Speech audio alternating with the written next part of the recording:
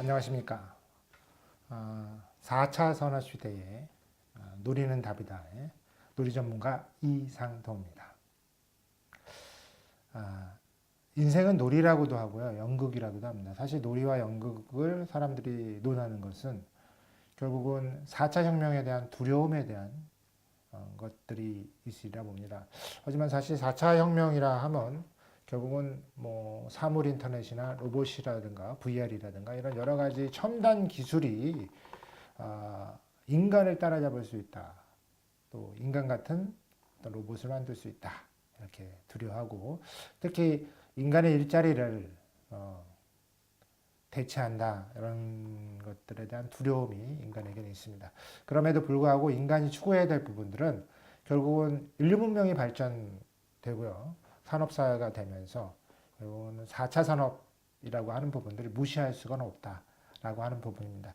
그렇다면 우리가 4차 산업을 어떻게 대처할 것인가에 대한 부분들을 저는 사실 놀이로 좀 여러분들에게 풀어보려고 합니다.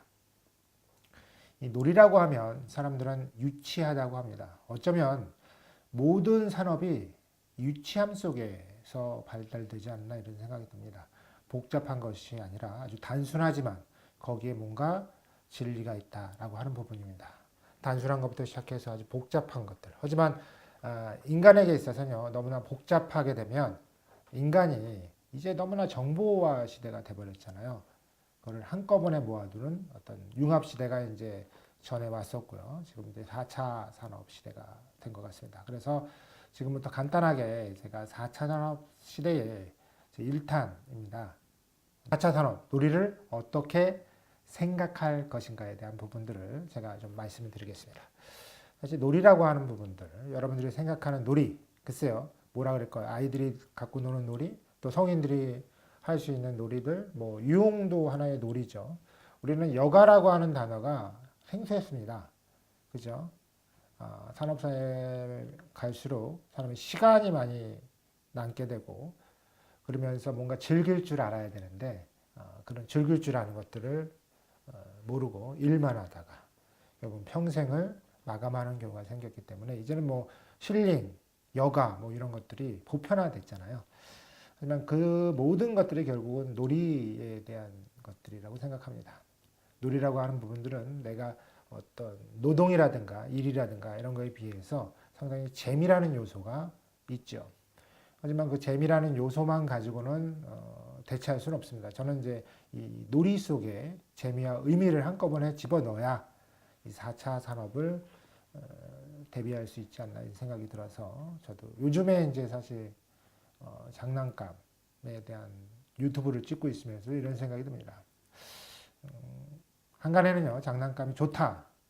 아이들한테 해를 끼친다. 그렇지 않다라고 얘기를 합니다.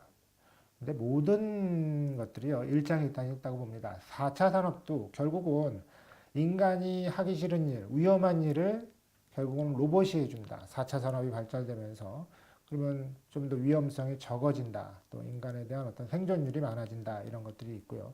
또 반복된 일들. 인간이 너무 귀찮아하고 반복된 일들, 이런 일들을 로봇이 대체한다라고 그런 좋은 장점도 있지만 결국은 그 로봇이 대체할 수 있는 일자리가 없어지거나 또 로봇이 더욱더 진화돼서 인간을 지배할 수 있다는 어떤 영화 속의 두려움, 그런 것들 많은 것 같습니다.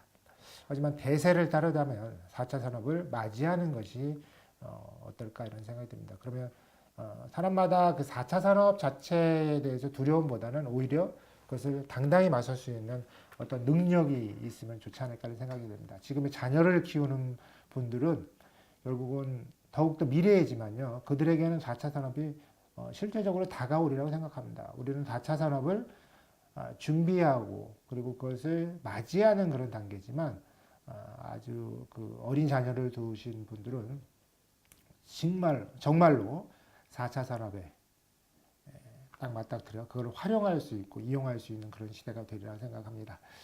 그렇다면 오늘 이 놀이와 4차 산업 어떻게 연관시킬 것인가에 대한 부분들을 간단히 말씀드리면 이렇습니다. 4차 산업은 분명히 여기 들고 있는 이 단말기죠. 스마트폰. 이 스마트폰이 발전되면서 4차 산업은 더욱더 가열차게 발전이 됩니다. 여기 안에 다 모여져 있죠. 카메라 기능, 그다음에 인터넷 기능, 모든 다 모여지다 보니까 여기에 있는 이 PC가 사실 이 노트북이죠. 예전에는 이 노트북이나 PC, 그죠? 그런 종류들이 결국 인터넷 시대를 이끌어 왔어요. 그런데 이렇게 큰 걸 들고 다니기도 힘들고요. 또 기능도 결국은 이 기능이 훨씬 더 많다라는 거죠. 카메라 기능뿐만 아니라 여러 가지 기능이 있기 때문에 결국은 사람들은 여기에 집중할 수밖에 없는 겁니다. 이것이 비록 비싸졌다 해도 말입니다.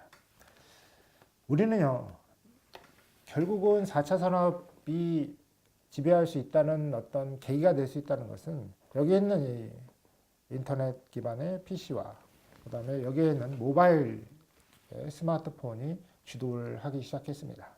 제가 여러분들에게 1인 미디어도 결국은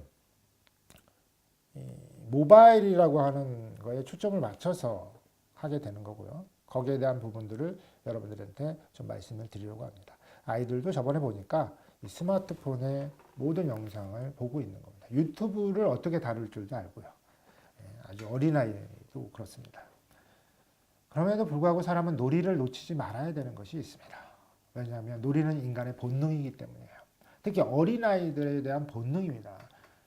인간이기 때문에요. 로봇이라든가 이런 학습된 거잖아요. 놀이가 없어도 살 수가 있습니다. 지루하거나 막 이래도 그들에게는 그런 것이 있는데 인간에게는 이 놀이라고 하는 것에 발달을 하면서 창의적이 키워지는 겁니다. 결국은 누가 그렇습니다. 로봇 자체를 이길 수 있는, 로봇이 해낼 수 없는 것들, 로봇이 어려워하는 것들, 과거에서 어려웠던 것들이 지금 이루어지긴 하지만 그래도 좀 더디 이루어질 것이다 라고 하는 부분들 중에 하나가 이제 창의적이죠. 창의는 변화입니다. 어떤 현상을 보고 하나의 현상을 보고 여러 가지 생각할 수 있는 거죠. 그러니까 아이들이 결국은 하나의 현상을 보고 여러 가지 생각할 수 있다는 어떤 그런 개념으로 잡았을 때는 이 놀이라고 하는 건 상당히 중요합니다. 부모들이 영어를 시킨다? 글쎄요. 영어는 저는 그렇게 생각합니다. 4차 산업시대. 지금도 그렇게 오고 있잖아요. 번역기가 얼마나 좋습니까? 말만 하면 해석해주고. 예? 단말기에 그런 것도 있잖아요. 그러면 아이들이 그 시대에 영어를 정말 유창하게 한다고 사람들이 대우해주나요? 그렇잖아요. 오히려 이것들이 인식에 대한 부분으로 따지면, 언어 인식으로 따지면 이게 더 좋을 수가 있겠죠. 엄청난 단어가 있기 때문에. 그죠? 그러니까 이 놀이라고 하는 부분들을 부모들이 그냥 공부 안 하고 논다라고 생각하지만요. 이 놀이를 어떻게 노느냐에 따라서 그 아이는 미래를 잘 살 수 있지 않을까 이런 생각이 듭니다. 그러면 놀이를 어떻게 놀아야 조금 더 잘 살 수 있을까라고 하는 것이 궁금해지죠. 그럼 제 2탄에서 그걸 말씀을 좀 드리려고 합니다.